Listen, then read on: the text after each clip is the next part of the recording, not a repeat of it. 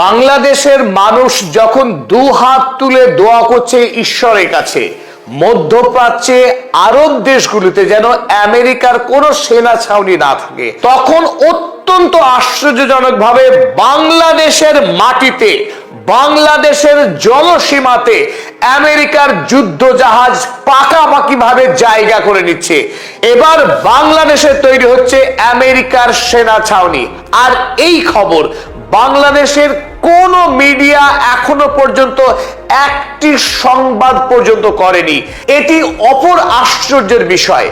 বাংলাদেশের যখন শয়ে শয়ে মিডিয়া হাউস আর অসংখ্য ইউটিউবার, তাদের মধ্যে একটি সংস্থাও গত 5 থেকে 7 মে আমেরিকার একটি গুরুত্বপূর্ণ প্রতিনিধি দল ডোনাল্ড ট্রাম্পের অনুমতিতে ঢাকায় এসে 3 দিন ধরে তারেক রহমান সরকারের সঙ্গে আনুষ্ঠানিক বৈঠক সেরে গেলেন।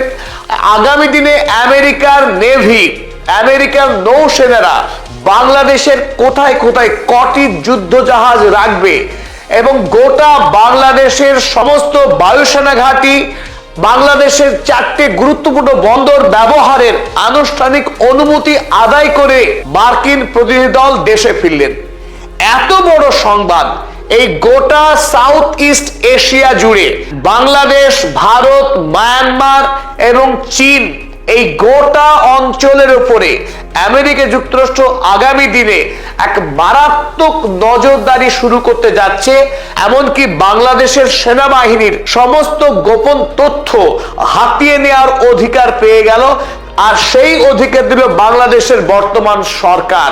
আর অপর গুরুত্বপূর্ণ সংবাদ, 2013 সাল থেকে এক নাগাড়ে আমেরিকার সরকার বাংলাদেশের তৎকালীন হাসিনা সরকারকে চাপ দিয়ে আসছিল সেন্ট মার্টিন দ্বীপটি আমেরিকার হাতে তুলে দেওয়ার জন্য, যে কাজ বাংলাদেশের তৎকালীন প্রধানমন্ত্রী হাসিনা কোনোভাবেই করতে রাজি হয়নি, সেই কাজও দক্ষতার সঙ্গে করে ফেললেন বাংলাদেশের বর্তমান প্রধানমন্ত্রী তারেক রহমান। অর্থাৎ বাংলাদেশের সবচেয়ে গুরুত্বপূর্ণ একটি দ্বীপ সেন্ট মার্টিন, সেই সেন্ট মার্টিন এখন থেকে আমেরিকার সেনাবাহিনীর দখলে চলে গেল।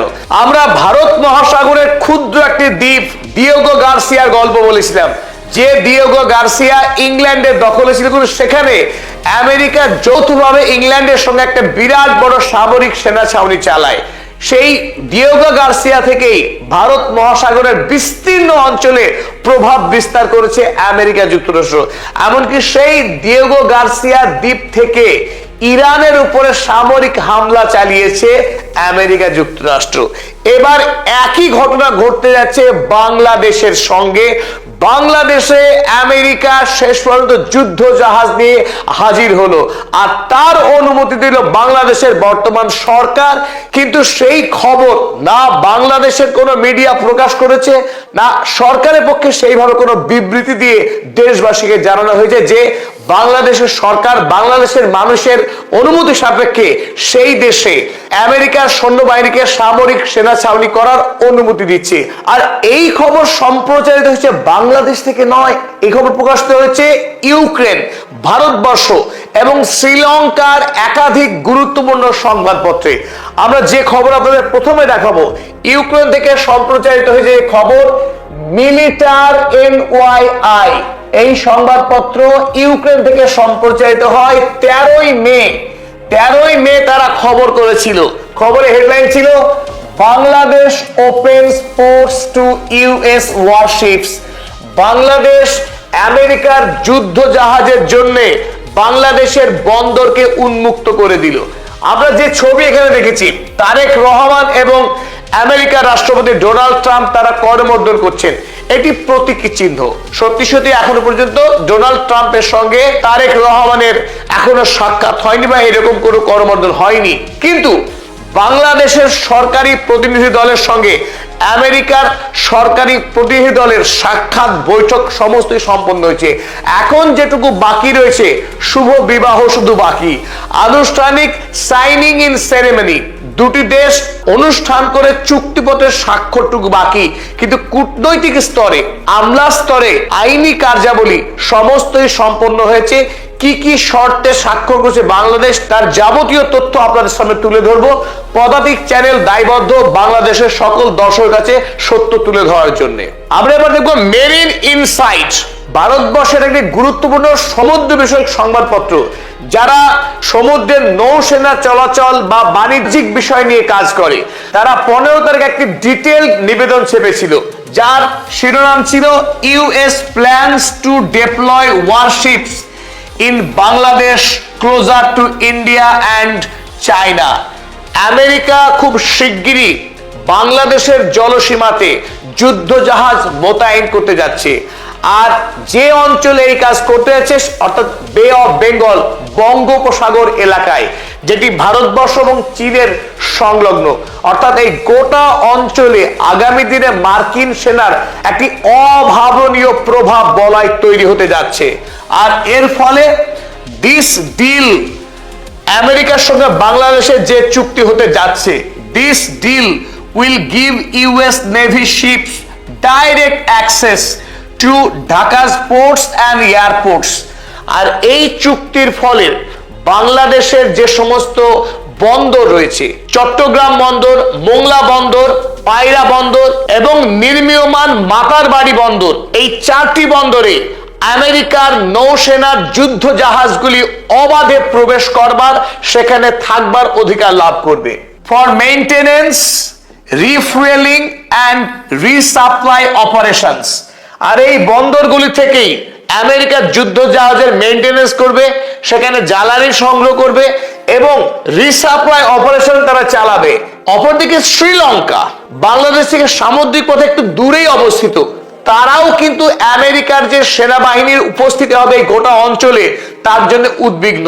তাদের শ্রীলঙ্কা গার্ডিয়ান খবরের কাগজ তারাও এই সংবাদ ছেপেছে, US to deploy warships in Bangladesh sea. বাংলাদেশের সমুদ্রে আমেরিকা যুদ্ধ জাহাজ মোতায়েন করতে চলেছে। আমরা আগেই জানিয়েছি আমেরিকার সঙ্গে বাংলাদেশের 2টি গুরুত্বপূর্ণ চুক্তি হচ্ছে। তার প্রথম চুক্তি হলো আকসা।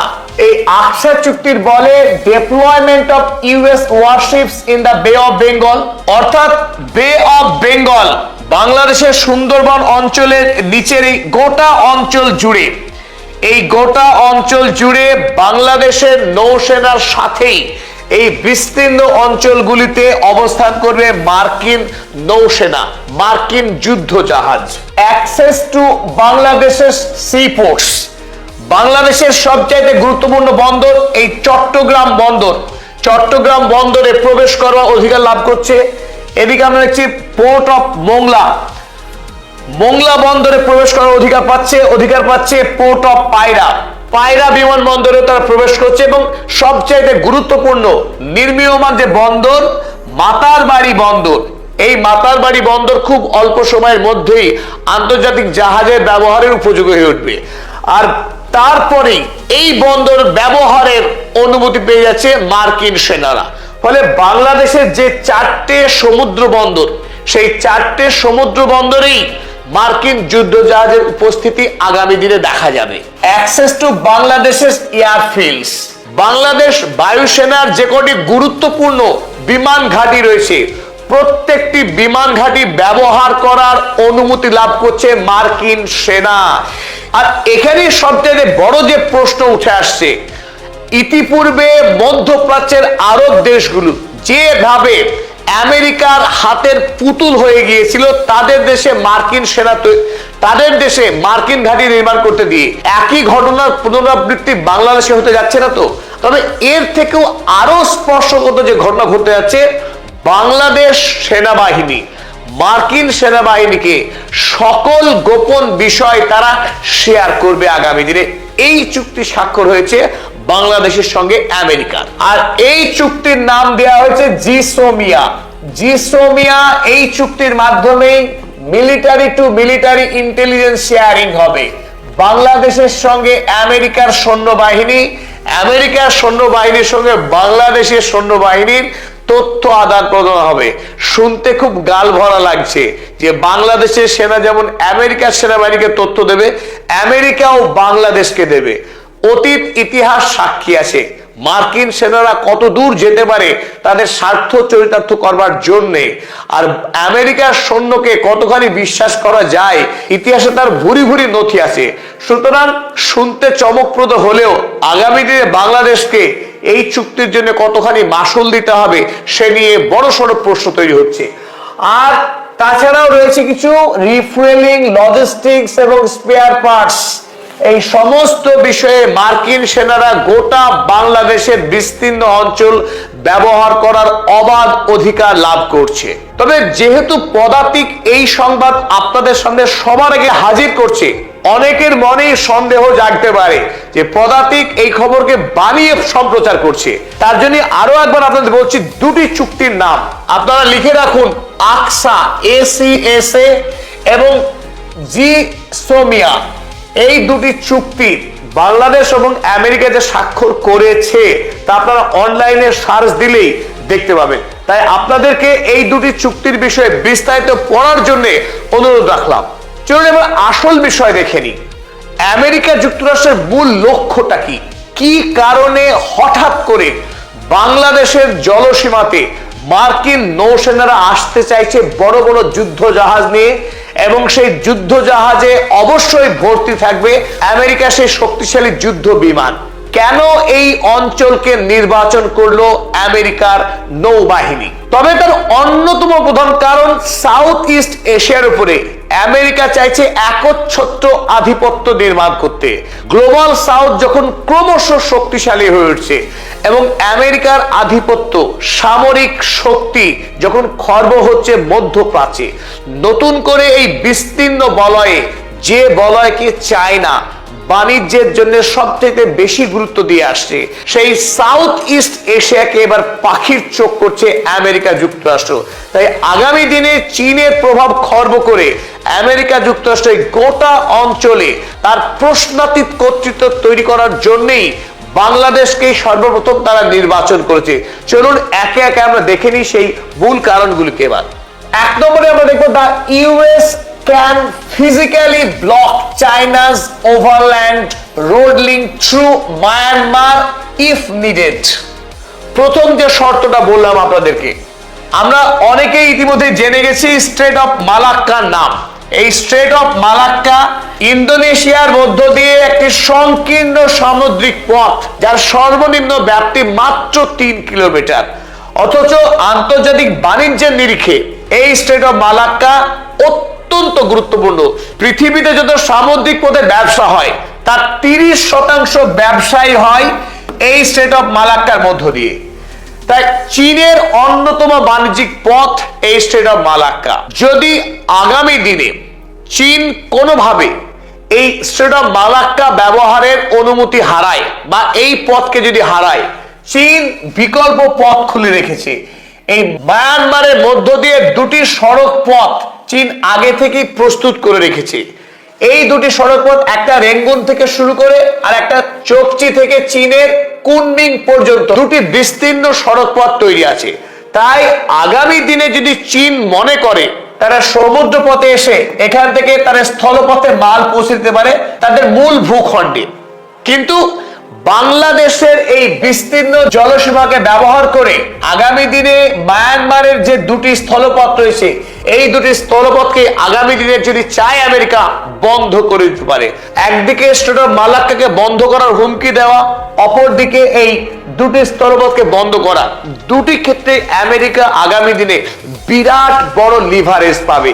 আর এই লিভারেজ পাওয়ার জন্যই আমেরিকা মুখিয়ে আছে এবং বাংলাদেশের কাছ থেকে এই গুরুত্বপূর্ণ অনুমতি আদায় করে নিল। 2 নম্বর গুরুত্বপূর্ণ লক্ষ্য, the US can sever China's critical oil pipeline running from Myanmar. একদিকে যেমন আমরা দেখালাম দুটি স্থলপথ, পাশাপাশি চীন মায়ানমারের সিনো থেকে ওই কুনমিং পর্যন্ত এই দুটি জায়গাকে সংযুক্ত করছে পাইপলাইনে। এটা অয়েল পাইপলাইন। এই বিস্তীর্ণ অয়েল পাইপলাইনকে ব্যবহার করে চীন চাইলে অনায়াসে খুব অল্প পথে এখান থেকে চীনের মেইনল্যান্ডে তারা তেল বহন করে নিয়ে যেতে পারে। আগামী দিনে চীনের এই তেল পাইপলাইনকে ধ্বংস করার এক অভিপ্রায় রয়েছে আমেরিকার। চীন যাতে আগামী দিনে এই পাইপলাইন ব্যবহার করার সুযোগ না পায় সেই লক্ষ্যমাত্রা সামনে রেখেই আমেরিকা এই বঙ্গোপসাগরে যুদ্ধ জাহাজ নিয়ে হাজির হচ্ছে। চীনের উপরে আগামী দিনে আমেরিকা ব্যাপকভাবে চাপ সৃষ্টি করতে চাইছে। অপর গুরুত্বপূর্ণ লক্ষ্য আমেরিকার, the US can track and neutralize Chinese submarines leaving Cox's Bazar's BNS Pekua base। আপনারা অনেকেই জেনে থাকবেন চীনের অর্থ সাহায্যে কক্সেস বাজারের কাছে এই বিএনএস পেকুয়া বেস তৈরি হয়েছিল, যে পেকুয়া বেসে চীন এবং বাংলাদেশ তারা উভয়েই সাবমেরিন ব্যবহার করত। এই অঞ্চলে আগামী দিনে চীন যাতে তার সাবমেরিন ব্যবহার করতে না পারে, চীনের ভূ রাজনৈতিক যে প্রভাব যেটা ক্রমশ গড়ে উঠছিল গোটা সাউথ ইস্ট এশিয়াতে, তাকে ধ্বংস করা, বিশেষ করে চীনের সাবমেরিন যে ক্ষমতা সেই ক্ষমতাকে ধ্বংস করার লক্ষ্য নিয়েই আমেরিকা হাজির হচ্ছে বাংলাদেশের এই জলসীমাতে। এটি অপর গুরুত্বপূর্ণ কারণ। চতুর্থ গুরুত্বপূর্ণ দিক, এই মুহূর্তে আমেরিকা যুক্তরাষ্ট্রের পাখির চোখ এই গোটা অঞ্চলকে রাজনৈতিকভাবে অস্থির করে তোলা।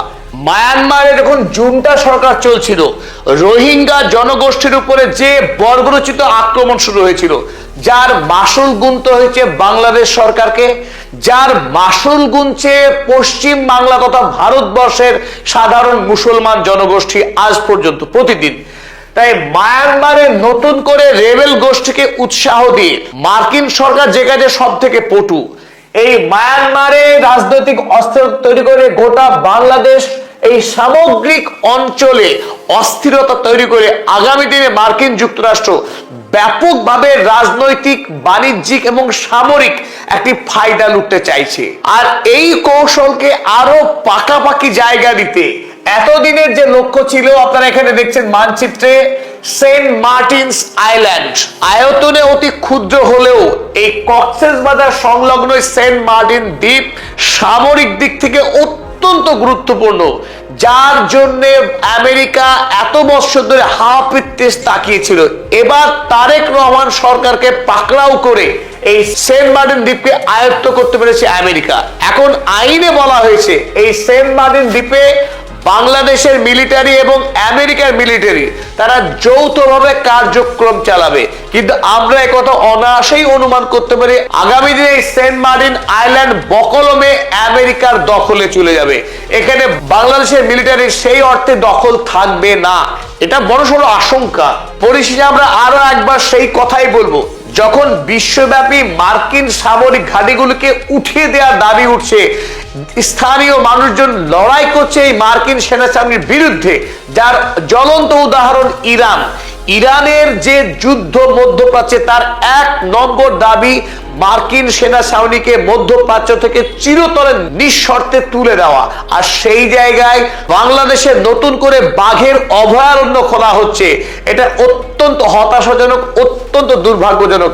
তাই বাংলাদেশের প্রত্যেকটি দর্শক মন্ডলকে আমরা এই ভিডিওর মাধ্যমে সজাগ হতে এবং এই বিষয়ে দেশবাসীকে সচেতন করে তোলার আহ্বান। আমেরিকা যুক্তরাষ্ট্র এবং গোটা ইউরোপ মহাদেশ গতকাল থেকে আজ এই 2 দিন ধরে ফিলিস্তিনি জনতার শোকের নাকবা দিবস উদযাপিত হচ্ছে।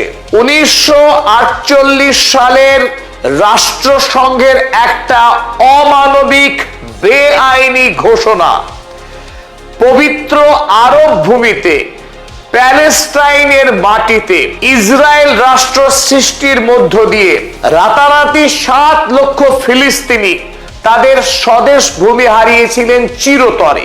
সেই 7 লক্ষ মানুষের সীমাহীন দুর্দশা দিয়ে শুরু হয়েছিল নাকবা, যে নাকবার যন্ত্রণা আজ পর্যন্ত গাজার মানুষ, প্যালেস্টাইনের গাজা ভূমি এবং ওয়েস্ট ব্যাংকের মানুষ আজও মাসুল গুনছে। সেই দুর্ভাগ্যজনক বিভীষিকাময় নাকবার 78 বৎসর পূর্তি উপলক্ষে শোকের সাথে আজ পশ্চিমী দুনিয়ায় পালিত হচ্ছে নাকবা। আপনারা যে ছবি দেখছেন, আপনারা এই মুহূর্তে আমাদের স্ক্রিনে যে ছবি দেখছেন, প্যালেস্টাইনের পতাকায় আজ ইউরোপের প্রতিটি উল্লেখযোগ্য শহর মুড়ে গিয়েছে।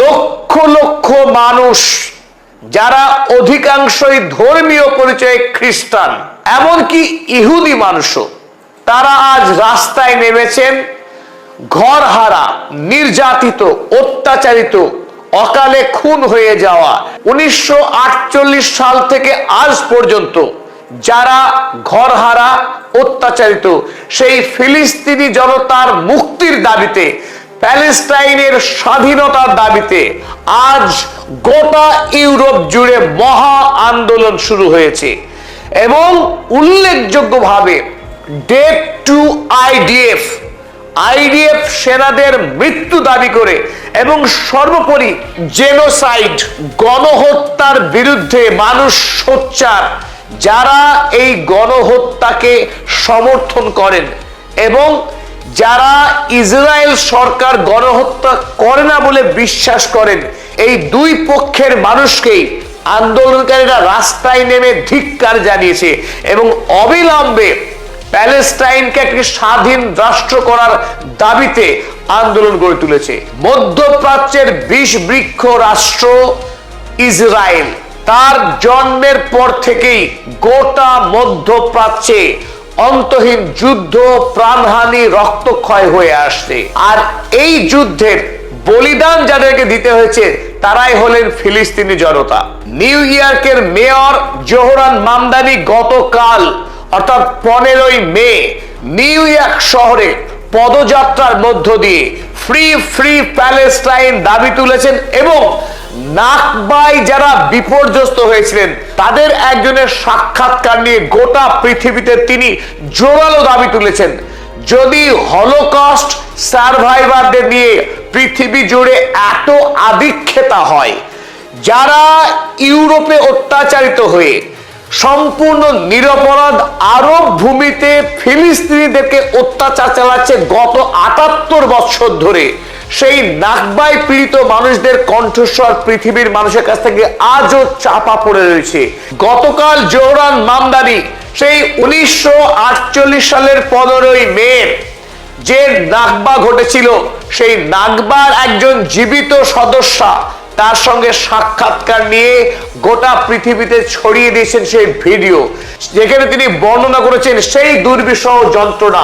আপনারা স্ক্রিনে দেখছেন নাকবার 1948 সালের 15ই মে এইভাবে 7 লক্ষ মানুষ, শিশু থেকে কিশোর, বৃদ্ধ, বাড়ির যেটুকু সম্পদ ছিল, সম্বল ছিল, একসঙ্গে বাক্সপত্রা বেঁধে নিয়ে লক্ষ লক্ষ মানুষ তারা নিজেদের দেশ থেকে চিরতরে বিতাড়িত হয়েছিলেন।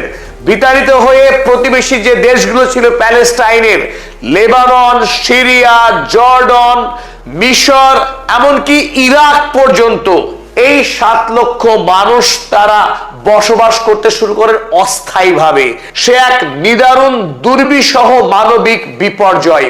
পৃথিবীর ইতিহাসে এক লপ্তে রাষ্ট্রসংঘের করা ঘোষণাতে 7 লক্ষ মানুষ শরণার্থী হয়েছিলেন। যে রাষ্ট্রসংঘ তৈরি হয়েছিল পৃথিবীতে শান্তি স্থাপন করার জন্য, যুদ্ধ বন্ধ করবার প্রস্তাব নিয়ে, যে জাতিসংঘের প্রধান দাবি ছিল শরণার্থী সমস্যার মোকাবেলা করা, সেই পশ্চিমী দুনিয়ার তৈরি জাতিসংঘ পৃথিবীতে নজিরবিহীন ভাবে এই প্যালেস্টাইনের মাটিতে শরণার্থী তৈরি করেছিলেন, যে শরণার্থী সমস্যার সমাধান আজও হয়নি। লক্ষ লক্ষ ফিলিস্তিনি জনতা আজও মাসুল গুনছেন সেই নাকবার। অর্থাৎ 1948 সালের 15ই মে যেদিন ভূইফোর রাষ্ট্র ইসরায়েলের জন্ম হয়েছিল, সেদিন স্বদেশ থেকে বিতাড়িত হয়েছিলেন এইরকম অসংখ্য মানুষ। সে এক মহামানবিক বিপর্যয়ের ঘটনা। আজ ইউরোপ এবং আমেরিকা যারা এই ইসরায়েল রাষ্ট্র তৈরি করেছিলেন তারা আজ প্রায়শ্চিত্ত করার চেষ্টা করছেন। আজ ইউরোপের গুরুত্বপূর্ণ শহর রোম থেকে বার্লিন, বার্লিন থেকে বার্সেলোনা, প্যারিস থেকে মাদ্রিদ, ইউরোপের অসংখ্য শহরে লক্ষ লক্ষ মানুষ রাস্তায় নেমে তারা আজ প্যালেস্টাইনের মুক্তির দাবিতে ফ্রি ফ্রি প্যালেস্টাইন স্লোগানে মুখরিত করেছেন। আজ ইউরোপের দুপুর থেকে বিকেল পর্যন্ত আন্দোলন চলছে সারা ইউরোপ জুড়ে। টাইমস অফ ইসরায়েল, আমেরিকায় জোহরান মামদানি একমাত্র নির্ভীক কণ্ঠ এখন গোটা পৃথিবীতে ন্যায় বিচার, সৎ সাহসী শাসক এই ইমেজ যিনি তৈরি করতে পেরেছেন তার নামই জোহরান মামদানি। কয়েকদিন আগেই নিউ ইয়র্কের বাজেট পেশ করেছেন। ইতিহাসে প্রথমবারের মতো নিউ ইয়র্কের বাজেট পেশ করেছেন, যে বাজেটে কোনো ঘাটতি নেই, অর্থাৎ নিউ ইয়র্ক শহরের কোনো ঋণ নেই। ঋণ মুক্ত বাজেট পেশ করে তাক লাগিয়ে দিয়েছেন জোহরান মামদানি, যিনি নিজেকে একজন সোশ্যালিস্ট ডেমোক্রেটিক বলে দাবি করেছিলেন।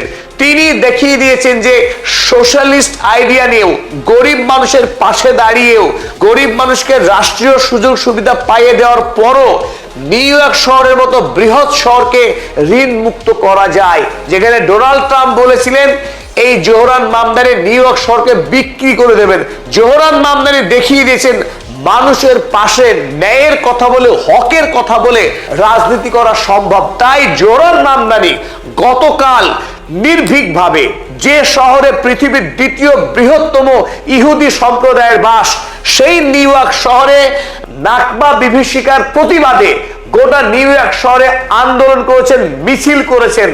আজকে টাইমস অফ ইসরায়েল কাগজ জোহরান মামদানির এই নাকবা বিরোধী প্রচার আন্দোলনের একটি খবর সম্প্রচার করেছে। সেখানে কি লিখেছেন? টাইমস অফ ইসরায়েল লিখেছে, Mamdani post Nakba Day video saying the catastrophe continues until today. Nakba দিবস উপলক্ষে তিনি একজন নাকবা ভিকটিমের সাক্ষাৎকার নিয়ে সেই সাক্ষাৎকার সম্প্রচার করেছেন, আমরা আগেই জানিয়েছি। এবং সেই ভিডিওতে জোহরান মামদানি দীপ্ত কণ্ঠে জানিয়েছেন নাকবা যা ৭৮ বছর আগে ঘটেছিল 15 মে 1948 সালে, সেই নাকবা কিন্তু শেষ হয়নি। আজও লক্ষ লক্ষ ফিলিস্তিনি তারা সাজা পাচ্ছেন সেই নাকবার। অর্থাৎ আরব ভূমিতে ইসরায়েল রাষ্ট্র প্রতিষ্ঠার পর থেকে ফিলিস্তিনি জনতা তাদের উপরে যে বর্বরোচিত অত্যাচার শুরু হয়েছিল, সেই অত্যাচার আজও চলছে। তাই তিনি জোরদার দাবি তুলেছেন প্যালেস্টাইনের মুক্তির, স্বাধীনতার। তিনি নিজেও এক্স হ্যান্ডেলে গতকাল কি লিখেছিলেন চলুন আমরা দেখে নিই।